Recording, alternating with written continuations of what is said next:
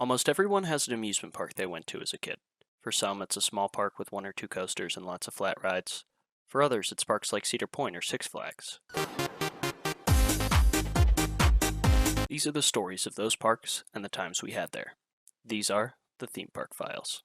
And Steve, with Paramount taking over, and you've been with the company now for a number of years, was it like a breath of fresh air for you folks here? It is. It's kind of nice because they bring so much to the park with over 800 movie titles and publishing titles and TV titles.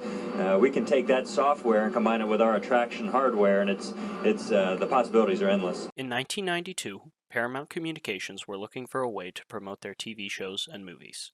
Much like Time Warner had with the purchase of Six Flags the year before, Paramount saw theme parks as an opportunity to expand their brand. With this, Paramount Communications elected to purchase the already successful Kings Island, as well as the other parks within the Kings Entertainment Company, for around $400 million.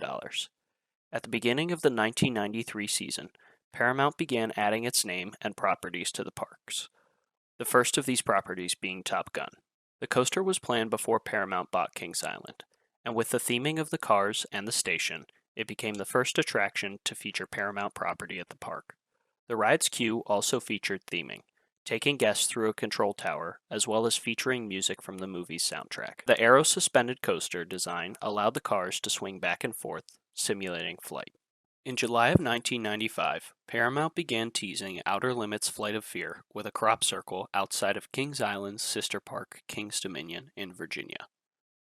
Upon its opening in 1996, this coaster, designed by Premier Rides, featured the fastest acceleration on a coaster, traveling from 0 to 54 miles an hour in 4 seconds. This acceleration was made possible by the ride's linear induction motors, commonly referred to as LIMs, and was the first coaster to feature this launch technology. LIMs use a series of electromagnets to propel the train forward, negating the need for a lift hill. Instead, riders are launched through a tunnel into a dark show building, entering the ride's Cobra Roll and multiple inversions, most commonly referred to as the Spaghetti Bowl. 1999 saw the addition of 2 new themed rides to the park's Action Zone area, the first of these being Drop Zone's Stunt Tower, an Intamin drop tower named after the Paramount movie with the same name. The other was an inverted boomerang coaster by Dutch manufacturer Vekoma. Themed to the movie Face Off, this coaster, unlike other boomerangs, had riders sit face-to-face throughout the duration of the ride, having one set of passengers travel backwards while the other traveled forwards. 1 year later, Kings Island would open another ride in the park's Action Zone. Although not themed to a Paramount property, this ride was a sequel to another ride at the park. Perhaps one of the most infamous coasters of all time, Son of Beast was not just the world's first and only wooden hypercoaster, but it was also the only wooden coaster to feature a vertical loop. Designed by Roller Coaster Corporation of America and completed in-house by Kings Island, the coaster broke a total of 7 records, featuring a top speed of 78.4 miles per hour and a 214-foot drop off its 218-foot lift hill. Upon its opening, Son of Beast also gave Kings Island the title for the most wooden roller coaster track at one amusement park, bringing the park's total to 22,612 feet. In 2001, 1 month after the release of Lara Croft Tomb Raider, Paramount's Kings Island announced Tomb Raider the ride. Not much was known about this heavily themed attraction when it opened in 2002.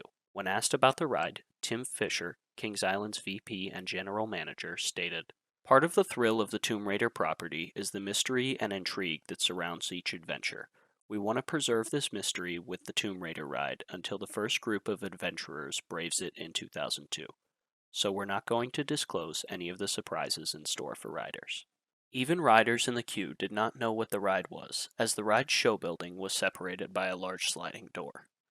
Upon entering the showroom, guests would board the world's only giant topspin manufactured by Huss Park Attractions. The 77 riders would come face to face with the Hindu goddess Durga, and then immediately be spun around, stopping a few times for different show elements of the ride, including dripping stalactites and boiling lava. The final Paramount-themed attraction to come to the park opened in 2005. This LIM launch coaster, also manufactured by Premier Rides, was themed to the 2003 film The Italian Job. This stunt coaster was designed to simulate different special effects used throughout the movie, most famously the last drop. This was meant to portray the ride's Mini Cooper trains jumping out of a sewer, and featured water jets to simulate the splashdown effect. The following year, Kings Island, as well as the other Paramount parks, were bought by Cedar Fair, and the following years would see some significant changes to the parks, including debranding of Paramount's coasters and other attractions. If we get 40 likes on this video, I'll make these videos into a Kings Island miniseries, and we'll continue to talk about the park after they were purchased by Cedar Fair. If you have a coaster, ride, or park you would like me to talk about in a future video, please feel free to leave a comment down below, and I'll see you on the lift hill.